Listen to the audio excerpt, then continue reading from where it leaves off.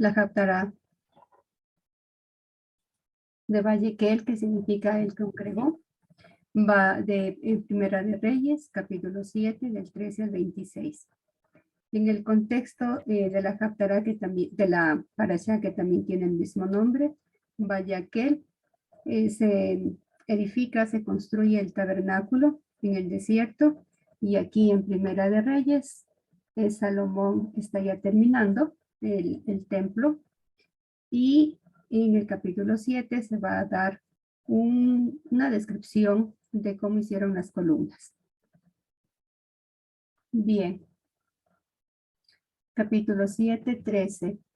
Y envió el rey Eslomón, es decir, Salomón, y tomó a Girón desde Tisor, desde Tiro. Versículo 14. Hijo de una mujer viuda él, de la tribu de Neftalí, y su padre, un varón Tisori, de Tiro. Labrador de cobre, él fue lleno de sabiduría, con inteligencia y con conocimiento para hacer toda la melajá, la labor en cobre. Él vino al rey Salomón e hizo toda su labor. El 15. Formó las dos columnas de cobre, 18 de altura de 18 de codos, la altura de la columna, la una, y un cordón de 12 codos la rodeaba, la segunda columna. Tal vez se entiende mejor en la traducción. Y vació dos columnas de cobre, la altura de cada una era de 18 codos, y rodeaba a una y a otra un hilo de 12 codos. Dos capiteles hizo para poner sobre las cabezas de las columnas, fundido de cobre, 5 codos la altura del capitel y 5 codos la altura del segundo capitel.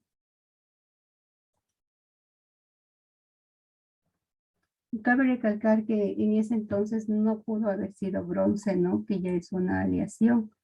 Por eso el hermano Eric le pone cobre. Verso 17. Shbajá, es decir, un mallado, una obra de mallado. Hechura de esbajín, malla, con flecos. Obra hechura de cadenas para los capiteles que están sobre las cabezas de las columnas. 7 para el capitel el 1 y 7 para el capitel el segundo. E hizo las 2 hileras de granadas alrededor, sobre junto a la malla la una, para cubrir los capiteles que están sobre las columnas. La sección marcada con doble asterisco figura desordenada en el texto masorético, resultando incoherente, por lo cual se ha sugerido lo escrito en la... ¿cómo se puede leer esta partecita de aquí? La Septuaginta. La Septuaginta. ¿Ya? Y la versión siríaca. Verso 19. Y los capiteles que están sobre la cabeza de las columnas, obra de Shushan, lirio, en el vestíbulo, eran de 4 codos. Y capiteles sobre junto adicional a las 2 columnas, también por encima del opuesto del vientre, se refiere de este modo a la cavidad que se producía entre los 2 capiteles, a través de la malla y las granadas 200 hileras alrededor del capitel el uno y así el segundo. Y levantó, erigió las columnas para el vestíbulo de Heijal, recámara secreta, y erigió la columna derecha y llamó su nombre Yahim. Esto significa firme o el que afirma. Y erigió la columna izquierda y llamó su nombre Boaz, como el nombre del esposo de Ruth, que significa fugaz.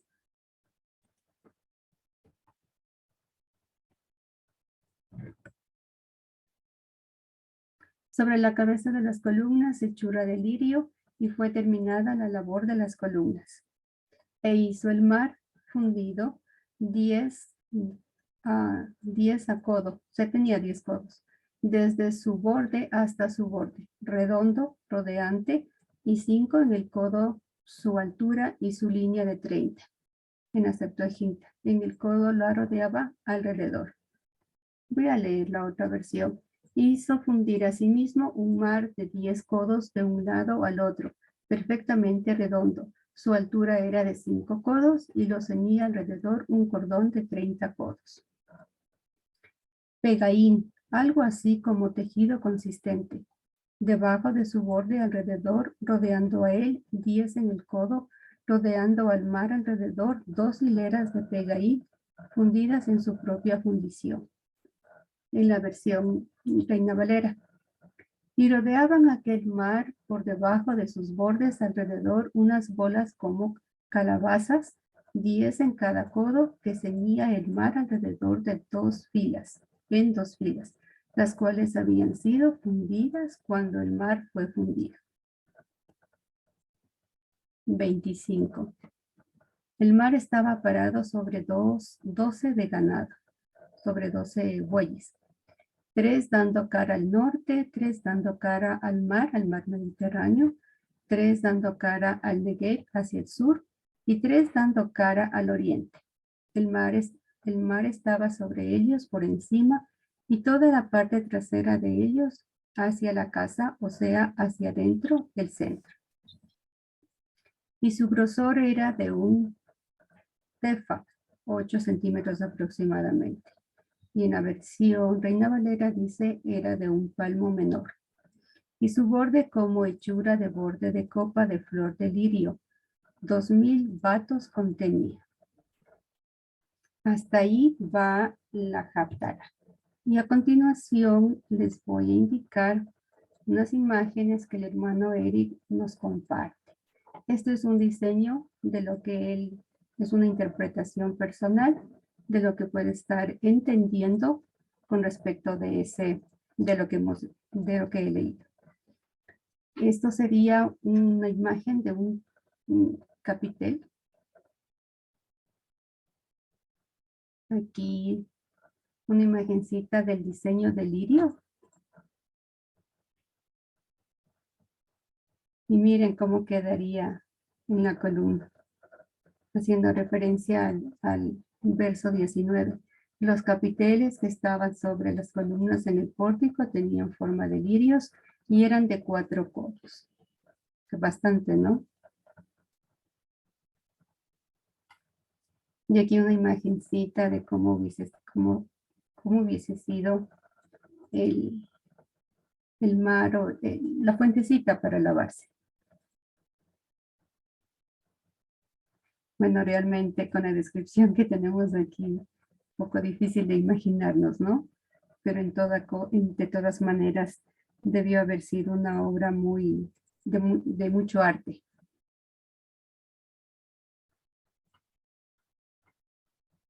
Bien, en base al texto de esta Haftará, voy a hacer algunas comparaciones que he encontrado. Por ejemplo, tenemos sabiduría.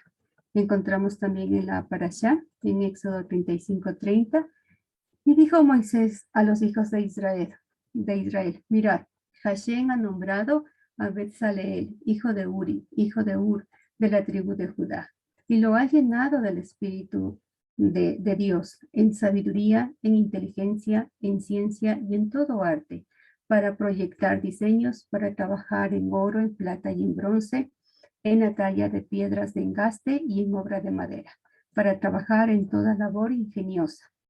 Y ha puesto en su corazón el poder enseñar. Así, él como Aholiab, hijo de Ahisamak, de la tribu de Dan. Y los ha llenado de sabiduría de corazón para que hagan toda obra de arte y de invención, y de bordado en azul, en púrpura, en carmesí, en lino fino y en telar, para que hagan toda labor e inventen todo diseño. ¿Sí? Y en la Haftará vemos que el rey Salomón envía a traer al hijo de una mujer viuda. Bueno, les voy a leer el verso 13. Y envió el rey Salomón e hizo venir de Tiro a Hiram, hijo de una viuda de la tribu de Neftalí. Pero este jovencito era parte del pueblo, ¿no? Su padre, que trabajaba en bronce, era de Tiro.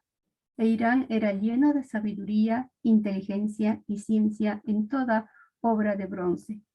Pues vino el rey Salomón e hizo toda su obra. Entonces vemos que las construcciones de los templos del tabernáculo en el desierto y del templo que Salomón erigió tienen personas llenas de la sabiduría del Ruach de Dios para poder hacer.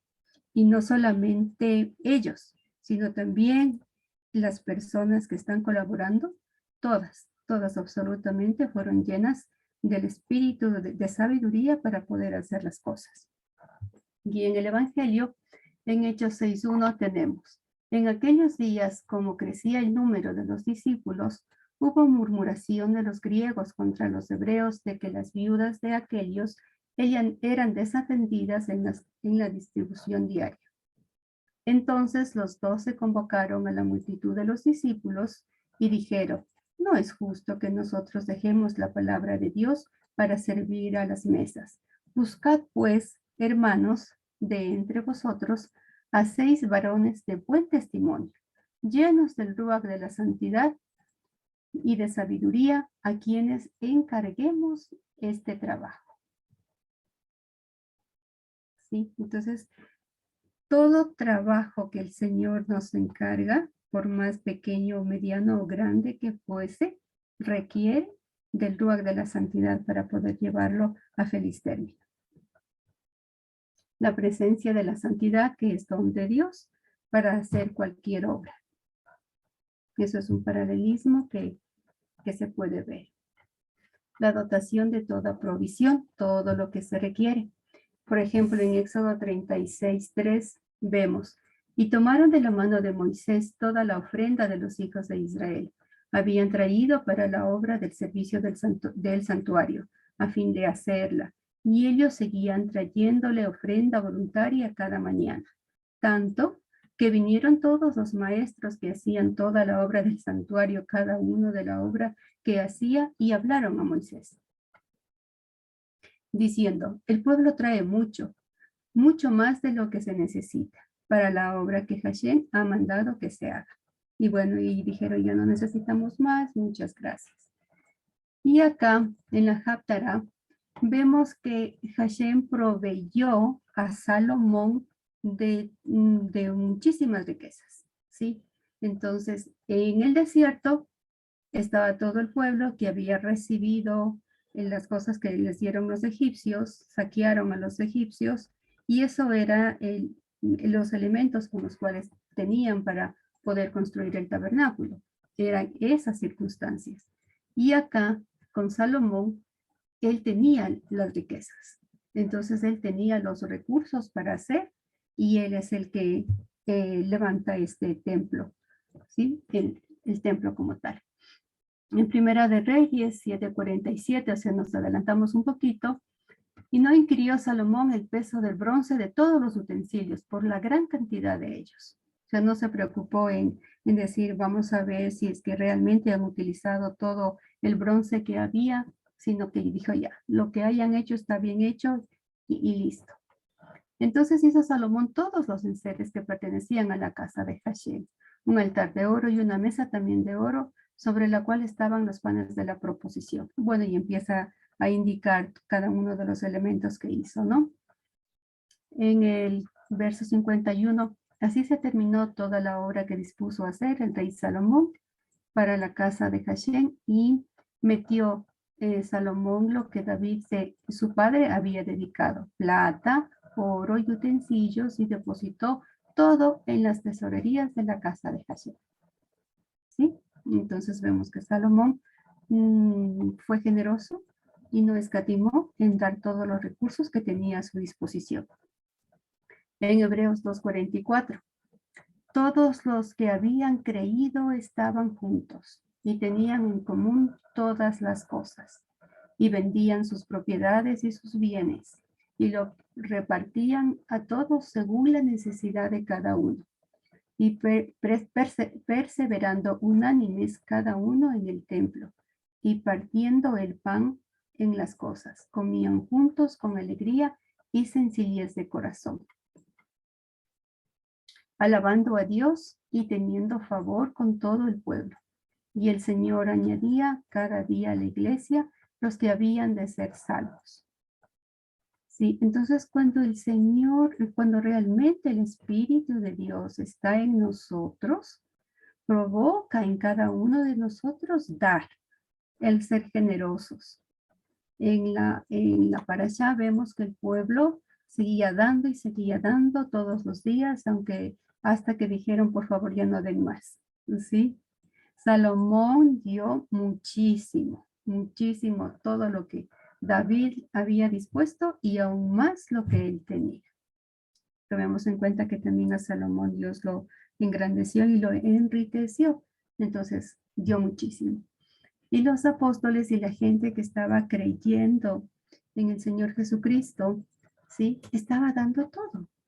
Estaba dando todo lo que tenía para vivir unánimes. Y no solamente quedaban, sino que eran solidarios, porque no todas las personas estamos en las mismas condiciones. Entonces, esto de la provisión, si bien por un lado el Señor se provee y provee de todos los recursos que se puedan necesitar para algo que el Señor mismo nos indica que debemos hacer, también nos pone a nosotros en ser solidarios los unos con los otros, dentro del pueblo de Dios. Otro paralelismo para habitar Dios en medio del pueblo. ¿Por qué se creó, por qué se hizo el tabernáculo en el desierto? ¿Por qué permitió el Señor que Salomón construyera la casa? Veamos lo que dice la parashá. Éxodo, bueno, en Éxodo, ¿no? Éxodo 29:44 dice, y santificaré el tabernáculo de reunión y el altar. Santificaré a sí mismo a Aarón y a sus hijos, para que sean mis sacerdotes. Y habitaré entre los hijos de Israel y seré su Dios. Y conocerán que yo soy Hashem su Dios, que los saqué de la tierra de Egipto, que habité en medio de ellos, yo Hashem su Dios. Primera de Reyes 6:11. Y vino palabra de Hashem a Salomón diciendo, con relación a esta casa que tú edificas, si anduvieres en mis estatutos e hicieres mis decretos y guardares todos mis mandamientos. ¿Sí? Aquí cambiémosle. Si cumplieres mis hukim, si practicaras el mishpatim y los misbot, andando en ellos, yo cumpliré contigo mi palabra que hablé a David tu padre, y habitaré en ella, en medio de los hijos de Israel, y no dejaré a mi pueblo. Así pues, Salomón labró la casa y la terminó. Bien, aquí también me gustaría indicar que solamente con la edificación del tabernáculo en el desierto y del templo de Salomón, estos dos fueron inaugurados. Y la presencia de Dios estuvo en ese lugar. ¿Sí? Cuando regresan de la disipación a Babilonia, ¿sí? Y se demoran como 70 años en restaurar el templo, pero ese templo no fue inaugurado. No, hicieron las murallas, hicieron todo, bueno, se demoraron muchísimo tiempo, pero ese templo no fue inaugurado. No, porque ellos temían, ¿no? Que los pueblos de alrededor pensaran que ellos ya están nuevamente con todo con todo lo que Dios en algún momento les había ordenado y tuvieron miedo de que vuelvan a ser sometidos. Entonces, ese templo no, pero este de Salomón sí. Entonces, solamente en 2 ocasiones fueron inaugurados, fueron dedicados y la presencia de Dios estuvo en ese templo. Y moró y habitó Dios en medio de su pueblo. Y conocerán que yo soy Hashem su Dios. A ver, y habitaré entre los hijos de Israel y seré su Dios. Entonces, eso me hacía pensar también que puede tener una relación con las dos venidas del Señor, ¿no? La primera y la segunda. Y nada más. No hay necesidad de ninguna inauguración más, ni de ninguna dedicación más, porque solamente son 2 instancias y punto. Y bien, ahora veamos qué es lo que dice el Evangelio. En 1 Corintios 3:16, ¿no sabéis que sois templos de Dios y que el Espíritu, el Ruach de Dios, mora en vosotros?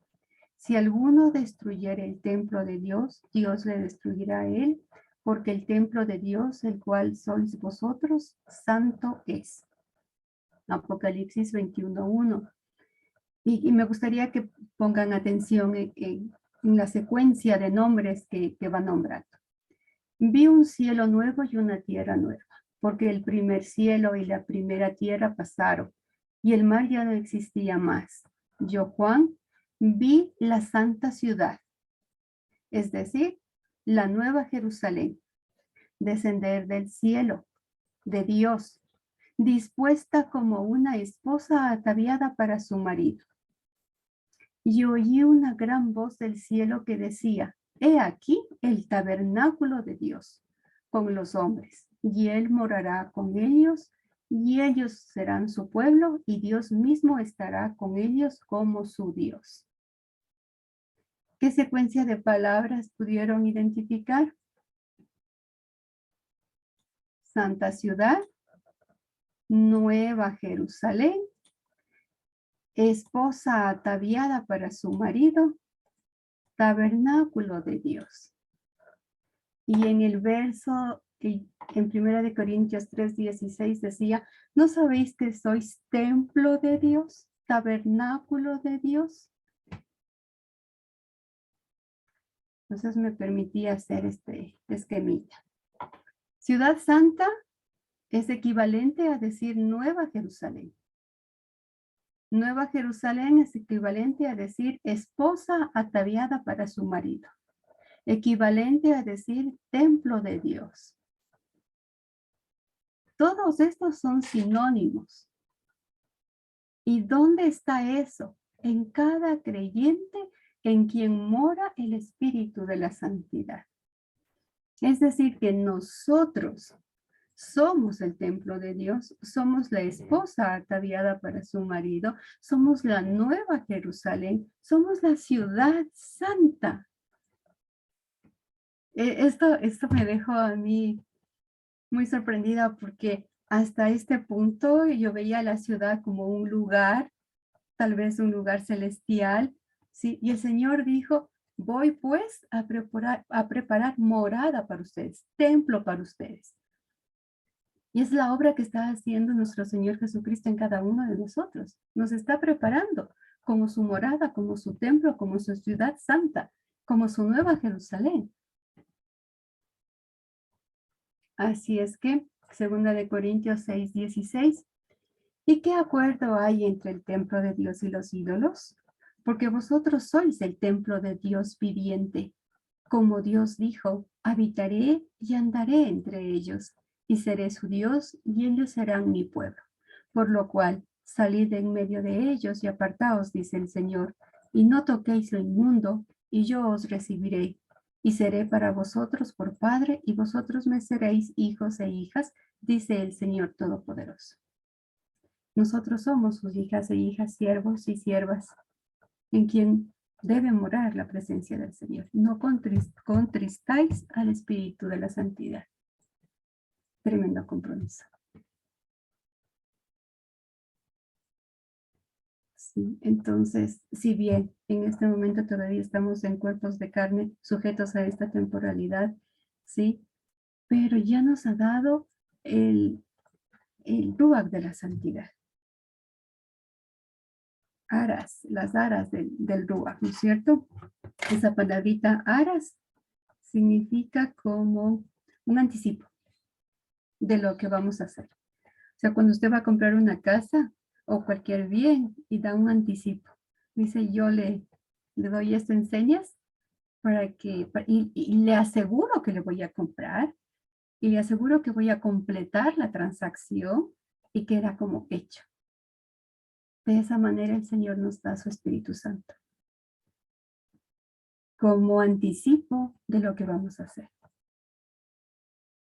Así es que, amados, andemos como conforme a la dignidad a la que hemos sido llamados. Eso es. Gracias.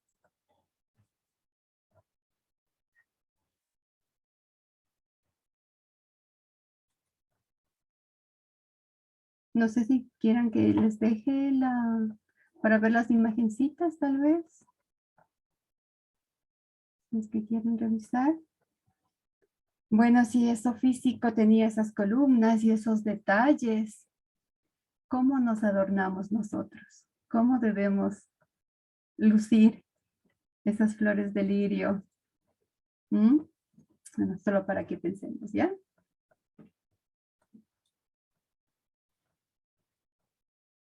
Dale, hermana Rocha. Gracias, mi hermana Dianita, muy claro y, y muy comprometedor, realmente. Y es un tema que el Señor ha estado tratando en este tiempo y justo en la mañana, en el desayuno que tuvimos con nuestros hijos, ellos habían salido a caminar y justo hablaban de lo mismo, o sea, de la santidad y de lo importante que es para Dios el cuidar de nuestro templo. Y solamente que justo yo no encontré de Primera de Corintios 3:17, o sea, me habría gustado ese rato tenerlo porque me decía mi hija, es que Dios no mora en nosotros, es que nosotros nos acercamos a Él.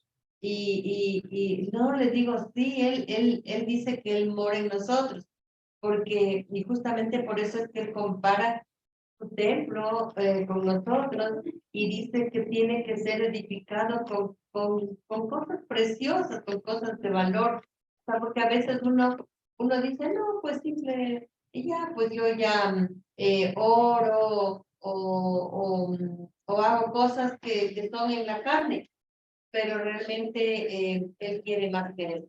Él quiere que vivamos esa vida de santidad. Y qué lindo cómo nos compara ahí esa secuencia del templo, de Jerusalén, bueno, como la ciudad santa y todo. Qué bonito. Y la esposa Tatiana, me encantó esa parte. Bien, gracias por aportar a esta área tan importante de nuestra vida. Para mí también fue revelador. Para mí también. Antes, no, o sea, una ciudad o la Nueva Jerusalén yo la veía como en el cielo, como distante. No, somos nosotros. El Señor nos está formando, sí, y el compromiso es caminar en santidad.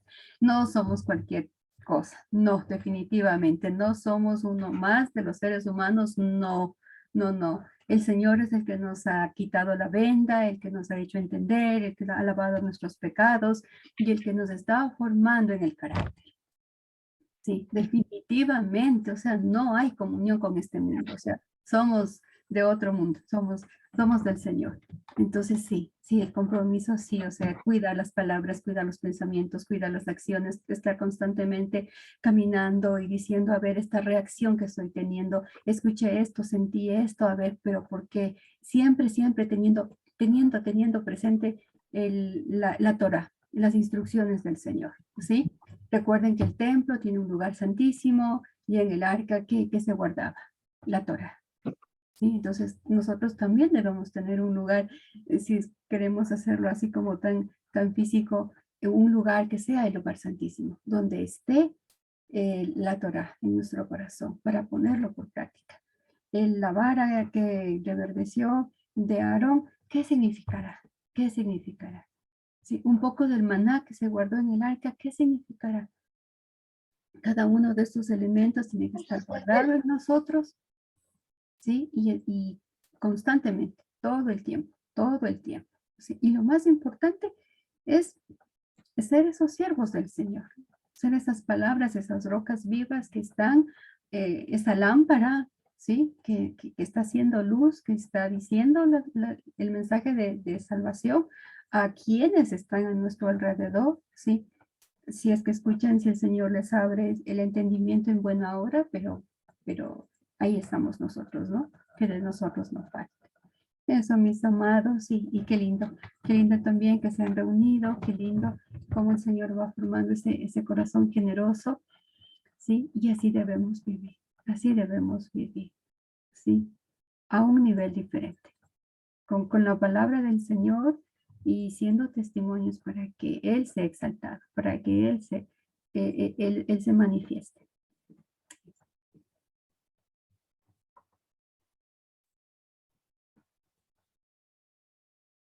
Gracias, hermana Dianita. También igual de lo que al inicio, o sea, comenté también de los 150, recordar, ¿no? Que quien está haciendo esa obra es Mashiach, nosotros. eh, él lo está haciendo. Y justamente también el nombre de esta Haftará, bueno, de esta parasha es Vayangel, ¿sí? Vayangel, que significa de Cajal. Cajal, ¿sí? ¿Se recuerdan qué significa Cajal? Iglesia, sí, o sea, como que de la congregación, exactamente, de congregar. Entonces, y congregó, ¿no? Y congregó. Así se llama esto, ¿no? Entonces, ajá, también qué bonito que también se congregar.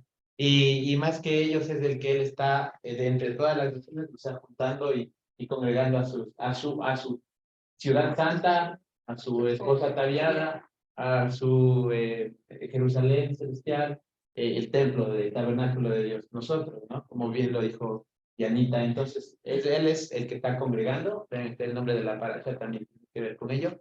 Y recuerden cómo era uno de los nombres que tenía Salomón. De todos los nombres, uno de ellos era, les voy a hacer acuerdo, fue Cogelet, Eclesiastés, porque él también es el congregador, ¿no? Sí, los que están estudiando con Eric, pues han de haber escuchado al inicio qué significa Cogelet, y justamente Cogelet viene de Cajal. Entonces, miren aquí, ¿por qué tal vez Salomón tenía ese nombre? Por esto, ¿no? Él congregó para ese momento construir el templo en ese momento también, ¿no? Pero más allá que Salomón, pues, o más grande que el templo, pues es quien lo hace. Bien, el Señor está bien. Entonces, miren, hasta ahí, como que todo se une, ¿no? O sea, Eclesiastés, Cogelet, él era Salomón quien congregó, y acá también. Sí, sí, sí, sí. Entonces, eso también ahí para que lo veamos. Quien está congregando, levantándose el templo, todo es el Señor. Él está haciendo el favor. Y pues muchas gracias, muy, muy bonitas. De verdad que eso de la relación de palabras, esto, Tiene sentido todo, ¿no? sí, Ha tenido sentido. sí, Se va completando todo. sí. Y por eso es que justamente no es un tercer templo, o más bien dicho, nosotros somos ese templo, ¿no? O sea, no es que se pretendía hacer y todo. Entonces, más allá es nosotros, ¿no? Gracias, Ana Medianita. Tal vez alguien que quiera compartir algo más, alguna idea, algo que le haya parecido también de esta Haftará.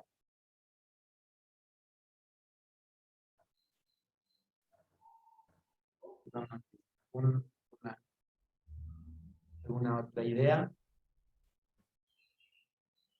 Jennifer, miren, está digna. Sí, hermanos, muy buenas tardes. Pues bien, yo como estoy, dígase, trato de igualarme al nivel que están ustedes, ¿no? Yo estoy maravillada con esta creación del templo. Si bien es cierto, yo lo entiendo así de esta manera. En el libro de Éxodo, este, Hashem le ordena a Moisés para que haga su casa, ¿no? Y mire que todo el pueblo colaboró hasta por demás, ¿sí? Hasta que Moisés se vio la necesidad de decir alto, hasta aquí ya con esto nos sobra, ¿no? Me gustó, muy bien. Ahora, pero miren el libro de Primera de Reyes, nos habla en cambio del rey Salomón. Cómo el rey Salomón continúa la obra que tal vez su padre David no la pudo hacer, ¿sí? Entonces, justamente David le dice a Salomón que él haga la casa, ya que ahora él era rey, ¿no? Entonces, mire la diferencia aquí con la sabiduría que tenía Salomón. Ya no es el pueblo en sí el que colabora, sino que Salomón con su sabiduría, él mire cómo organiza su reino, que era un país, digámoslo así, ¿no? Una región muy grande, con muchísimos habitantes. Mire qué sabio fue Salomón para poder poner un gobernante en cada, digamos, provincia. ¿Sí? Y el pacto que hizo con Irán de que le proporcione la madera para continuar ese templo tan maravilloso que fue, digámoslo, mucho más que el que hizo Moisés con su pueblo. Si Moisés es cierto, Moisés hizo con piedras preciosas todo lo mejor que había, que mi Dios se lo ordenaba. En cambio acá Salomón, yo pienso que hasta excedió, porque él vino y cubrió todas sus paredes de oro. Todo lo que se veía, así los tallados eran de oro, ¿sí? Entonces, mire qué grandiosidad, qué cosa tan grandiosa lo que hizo Salomón. Sí, entonces yo estoy tratando de alcanzarles a ustedes en el nivel que ustedes ya están. Entonces esos serían dos niveles para mí. Y el tercer nivel que yo lo puedo decir es el que nos manda nuestro Padre Celestial de que sigamos, que nosotros, bienvenida a las palabras de Dianita, nosotros somos la nueva Jerusalén, ¿sí? Y como miembros vivos, ejemplo de la Nueva Jerusalén, nosotros somos ejemplos en vida, ¿no es cierto? Somos ejemplo en vida y debemos siempre de apuntar allá. Si bien es cierto, algo nos estamos nutriendo de la maravillosa palabra de Dios, debemos de ponerla en práctica, no quedarnos con nosotros nomás. Entonces, de esa manera nosotros estamos dándole vida a su palabra y nosotros también nos estamos sintiendo vivos, porque somos la nueva Jerusalén. Me perdonan, me disculpan por mi atrevimiento de decir somos, me incluyo y perdónenme ustedes por ser tan atrevida, pero me siento así y me siento tan agradable cada vez descubriendo algo más. Y trato de leer, porque yo digo, no, pues qué bonito lo que dijeron ellos, ¿y dónde lo encuentro? Entonces me voy más atrás. De esa manera quiero tratar de alcanzar, estar un poco al nivel de ustedes para poder tener el mismo idioma, hablar lo mismo, sobre lo mismo, ¿no? Y muchísimas gracias. Todos debemos de apuntar a hacer eso, la nueva Jerusalén, y enseñarle a nuestra familia, a nuestros hijos, a nuestros vecinos, a nuestros amigos y a nuestra familia, que debemos de partir por ahí, ¿no es cierto? No olvidarnos que somos una Jerusalén viva. Sí, muchas gracias. Amén, hermana Digna.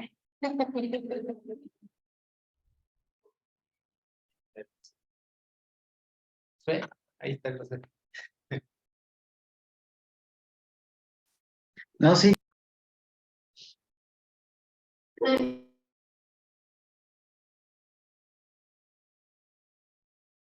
sí, no, yo estoy ahorita de invitado, sigan nomás. Sigan nomás. Sí, sigamos, sigamos.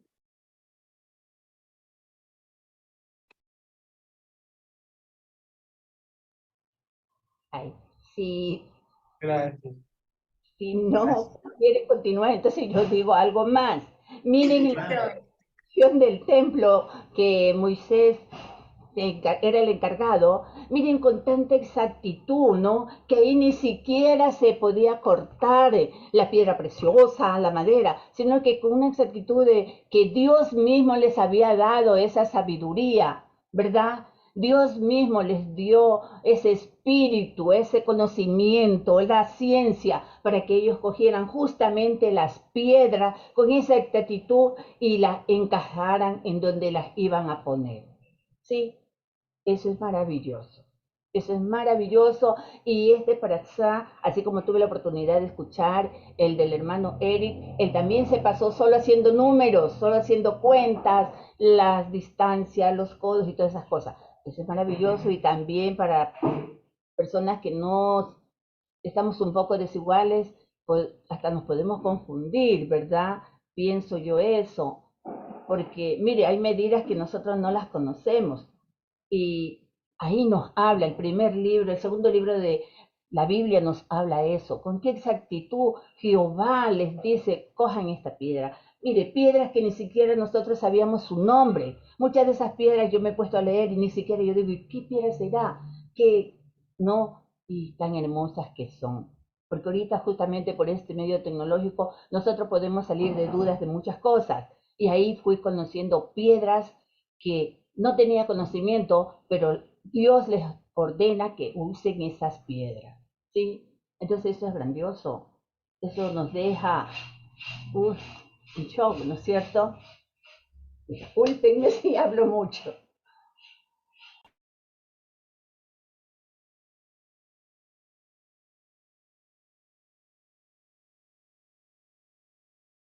Gracias, hermano Diego. Ahí hablar, no sé. Sí, no, no solo iba a decir que creo que hay alguien que me va a ganar en hablar más. Sí, no, qué gusto, Dios les bendiga un montón. Gracias por haber continuado. Y yo nada más quería decir que a propósito de esta parasha, de esta haftará, una de las cosas que pudimos ver con Jesse, que hemos estado leyendo y repasando a lo largo de la semana la porción y demás, veíamos, entre otras cosas, que no se entiende. Es muy complicado entenderlo, que no es tan sencillo el tema de que de tantos codos, de que esto de largo, de que ancho, que de cobre, que las basas, que las cosas, que no sé qué. Entonces, en principio, no hay problema si no entendemos. ¿Sí? Y luego la segunda cosa era que lo que decía Dianita, y es que por alguna razón, cuando recién nosotros comenzamos a estudiar la Biblia, como se suele decir, con perspectiva hebrea, o como le queramos llamar, una de las cosas con nosotros es como que abrimos los ojos y nos encontramos como niño en juguetería, ¿no? O sea, con un montón de, ¡ah! Mira cómo ha sido, mira un montón de cosas, ¿no? Y sí, en realidad hay un montón de cosas que aprender de ahí, hay un montón de cosas que no entendemos, pero no es menos cierto que aquello que nos plasma ahí la Torá, el Pentateuco, los profetas, etcétera, son apenas sombra de lo que habría de venir, y que más bien nosotros ya no estamos en la sombra. Así que por mucho que nos pueda deslumbrar el montón de piedras y detalles que se dijeron en su momento, pues ahora estamos viviendo una realidad que Moisés hubiera querido ver. Sí, que Moisés hubiera querido ver, que él no llegó a ver el Dios habitando en su pueblo. Él no llegó a ver, él llegó a ver un montón de cosas que nosotros no, pero nosotros hemos visto mucho más que eso. Nosotros le hemos visto y hemos sentido y hemos sabido de la muerte del Mesías. Ahí lo sabemos, lo vemos, lo hemos aprendido y sabemos de su ruach, de su mente y demás, cosas que Moisés hubiera querido ver, digamos, en el pueblo. Porque si una de las cosas que podemos ver es cuánto les costaba a Moisés en su momento, a Josué, a los jueces, a los reyes, después a los profetas, cuánto les costaba el decir al pueblo, vean, dejen de pecar, vean, dejen de pecar, vean, déjense de sus cosas, ya enderécense, dejen los baales, ya no hagan así, vuelvan a los caminos. ¿Cuánto les costó? Pero en cambio, miren que al menos acá estamos, no sé, 20 más personas que no nos cuesta. Que no nos cueste el tema de estar ahí, ya dejen, ya, pero ya, por favor, ya. Digamos, sí es verdad que tenemos nuestras luchitas por ahí, pero ya no es una cosa así de ya, pues, o sea, ya decídete. Como veíamos la anterior semana con Elías y los Baales, ¿se acuerdan? O sea, ya no estamos en eso. Que ya les digo, eso que para nosotros es tan normal, es tan natural, lo hubiera querido ver Moisés. Y eso solo es en virtud de que el Señor Jesús ya vino, de que el Señor Jesús ya vino, como decía Dianita la primera vez, y está por venir la segunda, ¿sí? Así que todas esas cosas, vale la pena decirlo. El tabernáculo y el templo, el primer templo que se relata ahí, aunque un dato curioso, del primer templo no hay registro en absoluto fuera de la Biblia. No hay, para nada. E incluso muchos se llegaron a preguntar si es que realmente existió, pues es que fue una historia inventada después a propósito del segundo templo, ¿ya? Porque no hay datos arqueológicos de eso, no hay. Pero del segundo sí, ¿ya? Pero una de las formas que suelen decir que sí, una forma racional, digamos, de concluir de que sí hubo, fuera del texto de la Biblia, es que la descripción del templo que se hace, que no es un templo, de hecho el templo de Salomón, por muy glorioso que se le vea, no era mucho en comparación con el que hubo después, ¿ya? Por eso es que se acuerdan lo que veíamos en Mateo, entre recortes, el miércoles, ¿no es cierto? Era una de las cosas que los apóstoles decían, mira todo lo que hay del templo, ¿no? Resulta que todo lo que había en la época del Señor Jesús del templo, en la época de Salomón no había. Era básicamente la casa, que más bien era pequeña, ¿sí? Una mega iglesia de ahora es del triple, 4 veces eso, ¿ya? Era más bien pequeño, era más bien pequeño, y que ese modelo de templo había, o era más o menos el modelo que había por la región. Así que, digamos, aún fuera de la Biblia hay cómo saber que eso existió. Y por otro lado, lo que se está haciendo tanto con el tabernáculo y con el templo es una representación de algo, ¿ya? Es una representación de algo. Así que, ¿qué representa? Porque si nos ponemos así, sin entrar en detalles y todo, pero así a grosso modo, a grandes rasgos, ¿qué representa el tabernáculo? A ver, si les hiciera esa pregunta así de examen. O sea, vengo tarde y todavía ponerles preguntas. Eh, si nos hiciéramos esa pregunta, una de las cosas que representa el tabernáculo es la entrada al huerto del Edén. ¿Ya? Básicamente. Eso representa el tabernáculo. Y el templo también. Por eso es que el Salomón entiende eso y lo que hace es darle un modelo de jardín. ¿Me explico? Con flores de almendro, con palmeras, con un montón de cosas. Así que, ¿qué imagen daba? La de un jardín. Entonces, cuando la gente se veía todo eso, además de ver el grandioso edificio, lo que le debía transmitir al ver todas esas cosas es, ve una flor. No, ve una flor con forma de flor de almendro, con forma de esto, de un montón, ya dentro creo que había animales y cosas así. Entonces, el tema era transmitir la idea eh, de jardín, de jardín, de huerto, como se suele decir. Y como adentro, y buena parte estaba hecho eso de oro, ¿ya? Entonces, sí nos damos cuenta. Y cuando pasaban ahí en el templo ya de Salomón, y estaban los querubines enormes, de esos de oro, en un lugar oscuro, con una pequeña luz tenue y todo lo demás. Entonces, como veíamos hace unas semanas, era un volver a esa idea, ¿cierto? Primigenia del Génesis. Así que el templo es eso. El templo precisamente es eso. A veces hay muchas interpretaciones que en su momento, alguna vez revisamos, me acuerdo, que era como verle al templo como el ser humano, que el lugar santo, el lugar santísimo, el lugar santísimo, el lugar santo. Pero más allá de eso, la idea que está detrás y lo que dice en Hebreos, ¿ya? Lo que dice en Hebreos es que la idea es que se entre hasta el lugar más profundo, más secreto, y se tenga comunión con Dios. Esa es la idea del templo, ¿ya? Si queremos una idea así muy concreta de lo que es el templo y el tabernáculo, o para qué estaba todo eso, es lo que dice en Hebreos 11, si no estoy mal. No, Hebreos 9, 10, ¿ya? Y es eso, que habiendo entrado, pasó todo y entró al lugar santísimo, al que está en los cielos, dándonos a nosotros acceso directo. Entonces, ¿para qué estaba el templo? No era para hacer un chorro de sangre, un chorro de... Por eso es lo que le dice, y es que eso entendieron los escritores del Nuevo Testamento. Eso entendieron y dijeron, vean, esto que está ahorita ya entendemos por qué es cáscara. Es que la intención de Dios no era limitarnos y atarnos un montón de procedimientos, que si el cuchillo afilado, que si no sé qué, que si será de esta forma, que si será con estos filos. Eso no es. ¿Me explico? E incluso por eso es que, digamos, entendemos que habrá muchos hermanos, porque vale la pena decirlo, habrá muchos hermanos que se emocionan cuando se entera que el pueblo judío o alguna facción del pueblo judío está preparando algo así como el templo, y ya tienen las vestiduras, y ya tienen las cosas, y que el arca, que no sé qué, y tienen todos sus implementos, ¿no? Que las cucharas y todo aquello. Entonces, como que la gente se emociona, ¿no? Entonces uno le diría, sí, le entiendo la emoción, pero es que no va por ahí, porque es que Dios no nos estaba atando a eso, no nos estaba atando a la forma de una cuchara, de una caja. ¿Me explico? ¿No? No nos estaba atando a eso, tenía su función temporal. Y cuando ya se cumplió la temporalidad de eso, pues hay algo mejor. Y es el objetivo que Dios siempre tuvo, de habitar en medio de su pueblo. Y es lo que leía Dianita, que está en Apocalipsis, ¿no es cierto? Que es el tema de cuando llega ya la Nueva Jerusalén, que somos nosotros, dice que le presenta como una novia ataviada, dice, y no bien ella templo, porque Dios ya está con ellos. Entonces vemos a dónde apunta la idea del templo. La idea del templo no es, como decíamos, para los sacrificios, no sé qué, un montón de oblaciones y sangre. No, el templo no estaba para eso. Solamente la idea profunda del templo es comunión con Dios.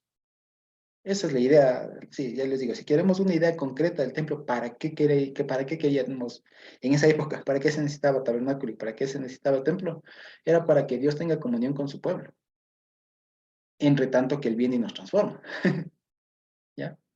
Así era, ¿ya? Si queremos esa idea si pudiera aportar con algo es eso, ¿para qué estaba el templo? ¿Para qué estaba el tabernáculo en su momento? Era para eso, para Dios tener conexión directa con su pueblo. Pero ya no habiendo templo, en tanto que el Señor Jesús asumió en sí todo lo que era ese conjunto de prácticas, rituales y todo lo demás, ¿qué queda? Pues ya directamente la comunión. ¿Me explico? Se abrevió todo eso y ya nos queda directamente la comunión con el Señor. Y eso es lo maravilloso que ahora nosotros podemos vivir. Y por eso les decía, ya quisiera Moisés haber vivido lo que nosotros vivimos. Y no es por la tecnología, por el sistema de salud que tenemos, el grado científico que no.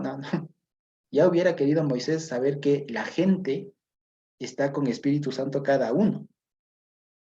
¿Ya? Eso hubiera querido ver Moisés.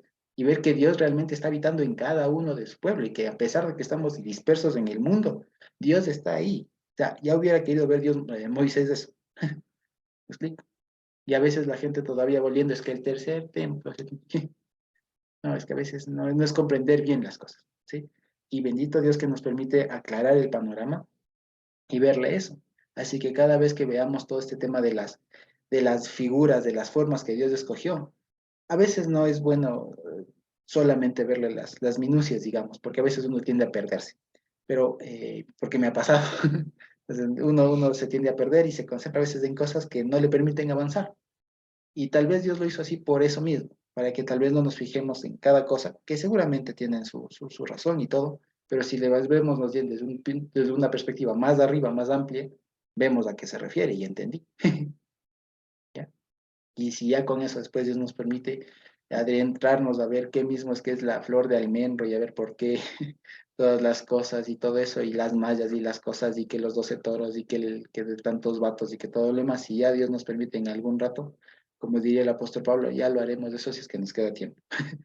Pero por lo pronto, lo importante, lo fundamental, lo que sí no podemos negociar es lo que hemos aprendido a partir del Evangelio, que el templo era temporal y el objetivo final del templo era que Dios tenga comunión libre con su pueblo. Eso no se podía por el pecado. Pero una vez que el Señor en su sacrificio quita el pecado, pues ya, la comunión, el principio de comunión de estar reconciliados, se cumple y se puede. Fíjense. ¿Sí? Y por eso y muchas cosas más es que cualquier idea de templo o sacrificio o de obra, o sea, por eso es la idea, o sea, porque además la idea de templo, ¿ya? Va más allá de la casa, ¿sí? La idea de templo, para que nos ampliemos, trasciende a cualquier obra que se quiera imponer como prerequisito, como requisito de acercarse a Dios. ¿Ya? Entonces dicen, no, es que primero para acercarse a Dios tiene que hacer ABC. No, ¿cómo así? ¿Desde cuándo? ¿Ya? No, es que para decir que sí es algo, primero tiene que pagar tanto. No, es que no, es que por poner ejemplos absurdos, que Dios quiera que no pasen en el mundo.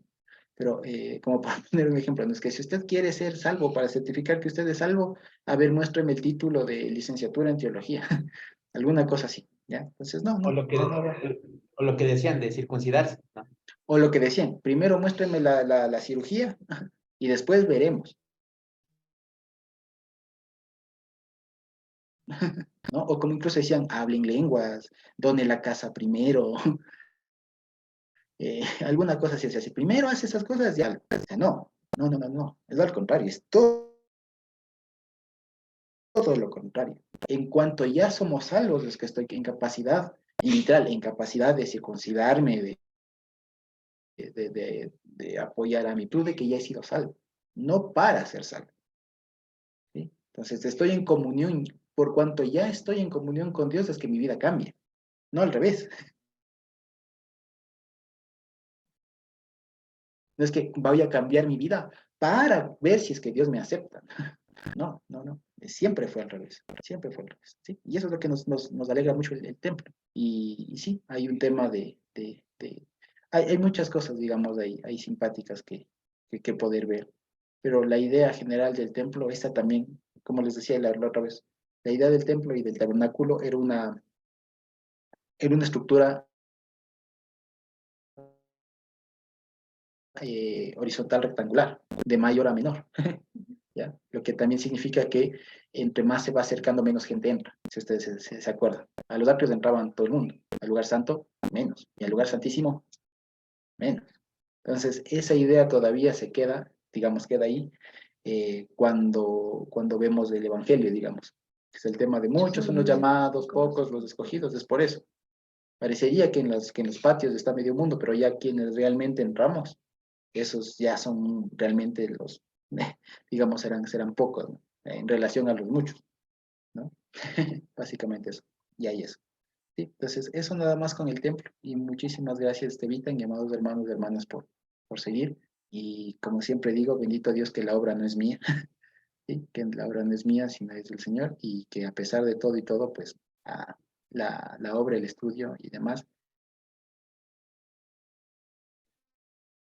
pues no sé de quién, ¿sí? Y eso nada más.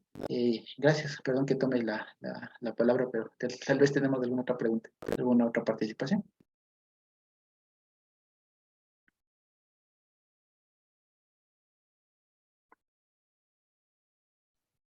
Yo quería leer unos versículos que, igual como nuestra hermana Dicta dijo, Jerusalén viva, y pues nos recordó eso de piedras vivas, ¿no? Entonces quería leer unos versículos. Está en Primera de Pedro 2. Dice, renunciad pues a toda malicia, a todo engaño, hipocresía, envidia o maledicencia, como niños recién nacidos, nutridos de la leche pura del Espíritu, para que con ella, esperen un ratito, no sé qué versión es esta. Bueno, nutridos para que recibáis la salvación, ya que habéis gustado la bondad del Señor, al integraros en él, piedra viva, rechazada por los humanos, pero escogida y preciosa para Dios. También vosotros, como piedras vivas, os vais construyendo como templo espiritual para formar un sacerdocio consagrado que por medio de Jesucristo, Yehoshua HaMashiach, ofrezca sacrificios espirituales y agradables a Dios. Bueno, era solamente por el tema de que somos piedras vivas y que nos va construyendo y nos va construyendo. No sé qué versión era esa. Debe ser la Gordón Valera. Sí, sí, y de hecho, digamos, de la idea de templo, ¿se acuerdan? También está la idea, detrás de todo eso está también la idea de cohesión, de armonía que debe haber entre las partes que conforman el tabernáculo, el templo en este caso. ¿Se acuerdan ustedes que hace unas porciones leíamos que las piedras se hicieron en un lado y después solo se vinieron a armar? ¿Se acuerdan ustedes? Pues bueno, ese nivel de cohesión, de armonía, debe haber entre los hermanos. Y eso es lo simpático, fíjense ustedes, que de alguna manera no todas las piedras son iguales. Sí, se aprende, como les digo, la idea de cuerpo. No todos son piedra. Imagínense ustedes en el tabernáculo, ¿no? Qué honroso ser el arca, ¿no? ¿Me explico? Qué honroso ser, no sé, una cuchara de oro, ¿ya? Pero y la pobre basa de plata que le tocaba estar enterrada. ¿Me explico? O la cortina que de pronto estaba afuera, ahí, no sé, de pronto le salpicaba el viento, alguna cosa, o el cuchillo que tenía que embarrarse de sangre, o la cuchara que tocaba estarle meciendo ahí la sangre para que no se coagule, o el gancho, o imagínense el altar lleno de grasa, de cosas ahí. ¿Me explico? Entonces eso nos ilustra mucho la idea de cuerpo, de funcionalidad, de sistema que hay detrás de todo esto. ¿Sí? Y que no todos somos piedra, no todos somos, sí, antes de darle la palabra, no todos somos piedra, no todos somos cuchara, no todos somos de oro, digamos así, ¿sí? No todos somos de tela, ¿ya? Unos son cubierta, otros son más impermeables, otros son más calientitos, otros son más rígidos, otros dan la estructura, otros dan la flexibilidad, ¿ya? Otros dan el soporte, que no se les ve, están enterrados ahí, pero están ahí dando el soporte, ¿ya? Otros son gancho, etcétera, etcétera, etcétera. ¿Sí? Que es lo que dice Pablo. Muchos órganos, un solo cuerpo, es eso. Es eso. Y lo que toca también ahí, y que está detrás de la idea del templo y detrás del tabernáculo, es que hay un gran trabajo, un fuerte trabajo para que esa cosa funcione. Porque resulta que en la naturaleza no se encuentra la piedra talladita que calza con la otra. No hay. Eso significa que a una piedra que se le ve potencial, toca tallarle, toca martillarle, ya, o sea, no hay una viga, pues ya, en la naturaleza, sí, no hay. Es un árbol que toca tallarle, toca tumbarle, toca moldearle, curarle, un montón de cosas. Ya, el oro no está en forma así de lámina. Aún al oro hay que quemarle, hay que refinarle y un montón de cosas para que sea funcional. Así que nosotros a veces nos saltamos al tema de, sí, hermanitos, y hay que acoplarnos. Pero también a veces hay que, como decían, hay que dar un pasito para atrás y darnos cuenta de si de pronto todavía hay algo que limar, hay alguna cosa, porque ya cuando se ingresa a la iglesia, al templo, a la funcionalidad del cuerpo, y no estamos bien, digamos, pulidos, ahí es cuando hay problemas. Ahí es cuando a veces hay problemas, pero no se preocupen que para todo eso hay solución. ¿Sí? Y eventualmente a todos el Señor nos ha tallado en donde necesitábamos talla. Bonito no es, para nada es bonito, no gusta, a la carne no le gusta y no le gustará, pero es necesario, después se ven los frutos. Cuesta lágrimas, cuesta relaciones, cuesta un montón de cosas, cuesta, no es bonito, pero al final se ve el fruto, y el fruto no se ve solamente en uno. El fruto se ve cuando se ve toda la picture, casi cuando se ve la foto desde lejos, cuando se ve el cuadro desde lejos, ahí se aprecia mejor todo el tema, ¿sí? Y de pronto para uno es una piedra, una cosa ahí, un gancho, una cuchara, pero ya si le vemos desde afuera, ¿no? Le hacemos la panorámica, ¿cierto? Le hacemos del zoom out, como se dice, ¿no? La panorámica, le hacemos del alejamiento, y ahí vemos toda la cosa, ¿sí? Y así. No sé si ustedes han visto estas fotos, estas imágenes que hacen a su vez con diferentes fotos. Eso es como collage, que es una foto y de pronto le van alejando y hay un montón más de fotos y fotos y fotos y fotos y después de lejos se forma una grande. Ya, algo así. Algo así es la idea. ¿Sí? Eso básicamente. ¿Papá o mamá? Sí. Buenas tardes, hermanos. Que el Señor sea con cada uno de su pueblo, ¿no?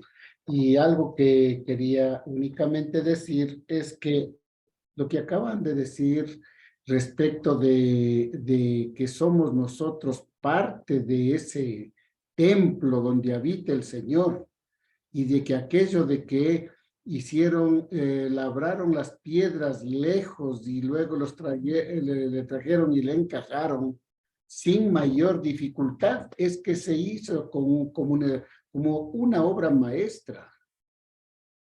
Y en el capítulo 17 de Juan, del Evangelio de Juan, el Señor está hablando precisamente de eso, y especialmente en el versículo 21 del capítulo 17 de Juan, allí dice, para que todos sean uno, como tú, oh Padre, en mí y yo en ti, que también ellos sean uno en nosotros, para que el mundo crea que tú me enviaste.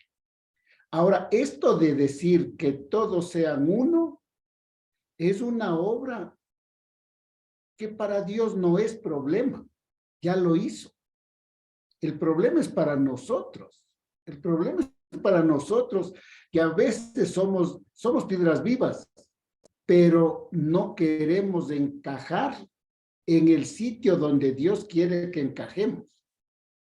Por ejemplo, hace unos años atrás, cuando erupcionó el volcán, el Reventador, de pronto aquí en Quito, viendo la desgracia, la magnitud de la desgracia, todas las organizaciones cristianas evangélicas nos reunimos. Todas las organizaciones y grandes iglesias dijeron, bueno, vamos a reunirnos para ver cómo ayudamos a todos los hermanos allá, a toda la gente.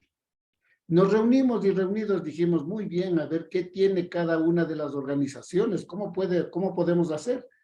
Alguien propuso y dijo, bueno, hagamos un fondo común, por decir, ¿no?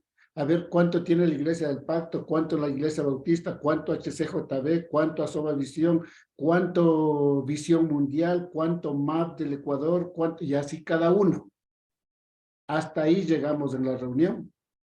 porque dijeron, bueno, conversamos aquí respecto de qué podemos hacer, pero cada uno administra sus recursos. Y ahí se terminó la reunión, porque hacer algo unidos, dar una imagen de unicidad, es bien complicado.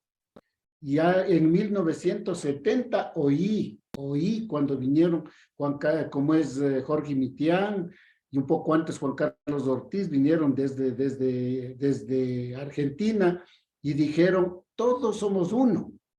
Y vinieron con toda esta idea de ser uno. Eso duró unos días y luego se acabó. La idea, el anhelo del hombre, del cristiano, es que todos seamos uno, que encajemos como esas piedras labradas y hagamos un solo cuerpo para poder dar un buen testimonio al mundo. Pero ha sido complicado entre a veces los evangélicos unirnos, ha sido bien complicado. Alguna vez, hablando de esto, un hermano decía, allá en la costa decía, es más fácil reunir a 100 monos en un lado que reunir al pueblo de Dios para ser uno. Entonces, a propósito que se está hablando acá, hermanos queridos, hermanas queridas, el objetivo final de Dios es que todos seamos uno. En el pueblo de Dios, queridos hermanos, es donde la gente se une sin ningún distingo. Y a veces yo he visto en iglesias que, bueno, los que tienen más recursos en un lado, los pobrecitos en otro lado, o un trato es para los unos, otro trato es para los otros. Y he visto aún en las iglesias que no se trata exactamente igual a todos. Y esto es una realidad que toca labrar, que toca trabajar, en donde el intelectual, el que es doctor, el que es ingeniero, el que es abogado, se pueda sentar en igualdad de condiciones con el albañil, con el peón, con el carpintero, con el que sea. Eso es labrar las piedras para que se junten. Pero si todavía entre nosotros hay de que yo soy mejor que el otro, de alguna cosa así, eso entorpece la unidad de la iglesia y del pueblo de Dios. Esta es una lucha que se ha venido dando en el tiempo y que a veces se ha quedado a medias. Y bueno, hemos dicho, bueno, así somos. Y no es así, queridos hermanos. Nosotros, con esta nueva visión que se tiene, y en Manada Pequeña debe haber eso, de ser un solo pueblo al margen de todas las diferencias que puede haber en cada uno de nosotros. Que nos sintamos como esas piedras vivas que nos unimos y como dice la palabra de Dios, nosotros somos miembros los unos de los otros. A lo mejor yo soy pie. A lo mejor yo soy pie. Dice que hay miembros que son dignos, honrosos y otros que tienen menos honra. Pero tanto para el uno y para el otro el Señor ha hecho y quiere que nosotros seamos exactamente iguales en la función que Dios nos pone. Allí lo cumplamos con altura para la gloria de Dios. Porque a veces a uno le toca coger la escoba y barrer. A veces toca limpiar los baños. No solamente es para enseñar, para predicar, para exhortar, para lo que sea, sino para todo lo que el Señor quiere en su pueblo. Por eso ha dado dones, talentos y todo, para que podamos ejercerlos en bien de los demás.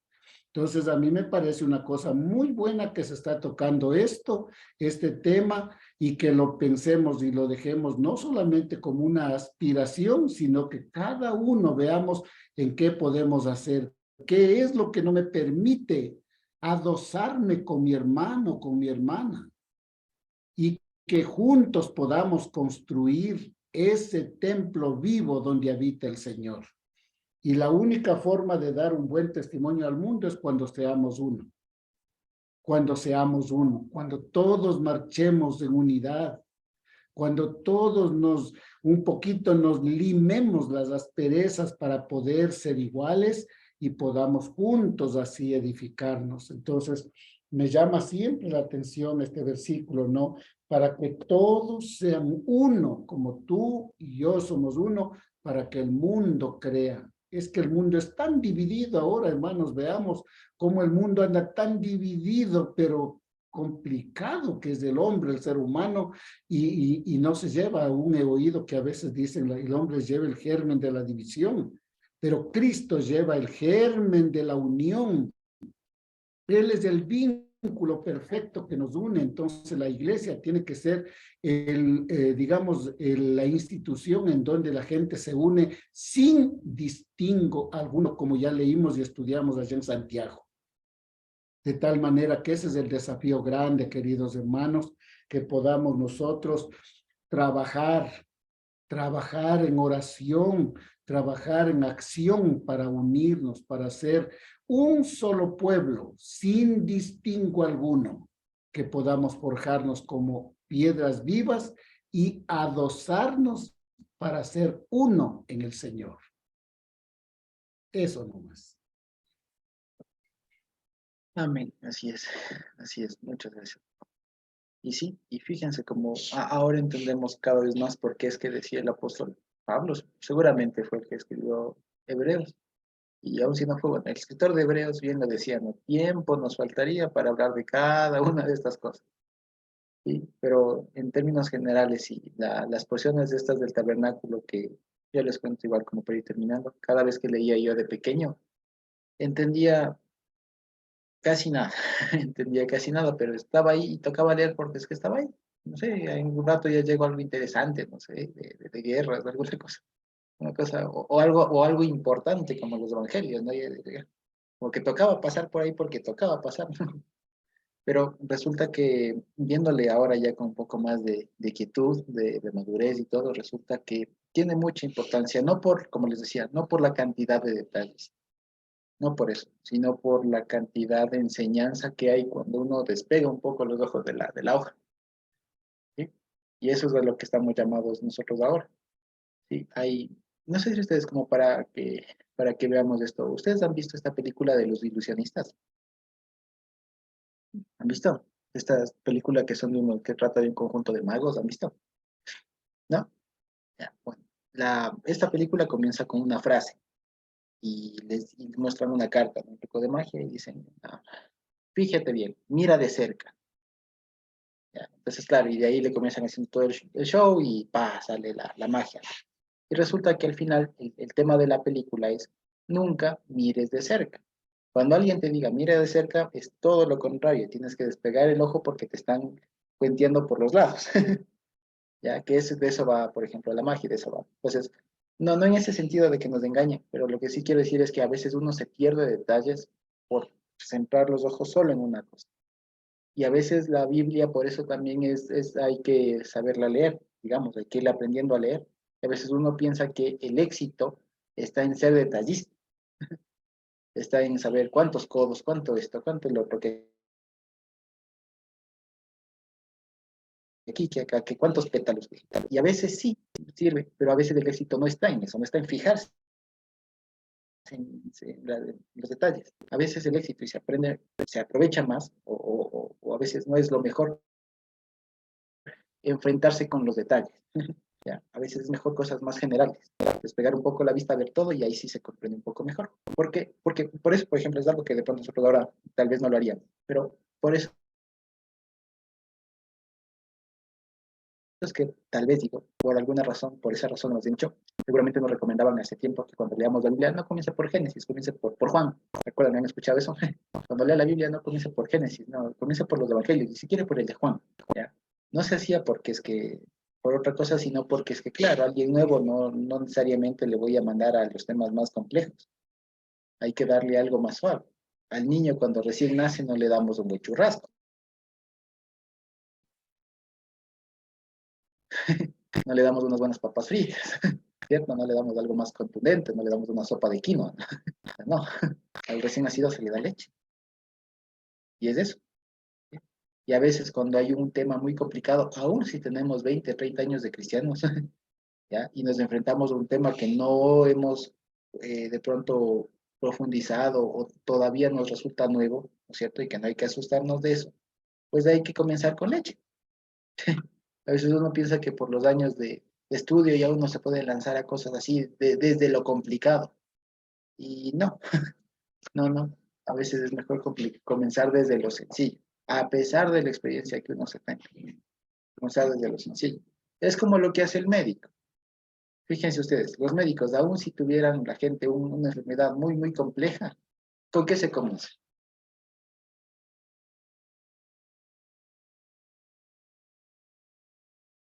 ¿Con qué Exam- comienza? ¿Qué es lo, exam- qué es lo primerito que hace? Exámenes será. No, pero antes de los exámenes. Signos vitales, ¿no es cierto? Así Claro, es, así esté agonizando, ¿no es cierto? Diga por así decirlo. Si esté con una enfermedad, pero complicadísima. Lo primerito que hace es signos vitales. Bueno, tal vez no el médico, no la enfermera, etcétera, pero lo primero que se hace es signos vitales. Así mismo, cuando nos enfrentemos a alguna cosa un poco complicada, algún texto, alguna cosa, no pretendamos ir a lo complicado, así, ya tenemos años, ¿no? Estamos en un nivel avanzado, no, no, no para nada, al contrario, más bien somos estudiantes y en eso estamos. Lo único que es que hay que ir con calmita, ¿no? No hay apuro y todo, ¿sí? Eso, y eso, básicamente. Entonces, con todo esto, no sé si tenemos alguna otra pregunta. No creo que podemos ir terminando por today. ¿Sí? ¿Por qué no? Ok, entonces, muchas gracias. Bendito Dios.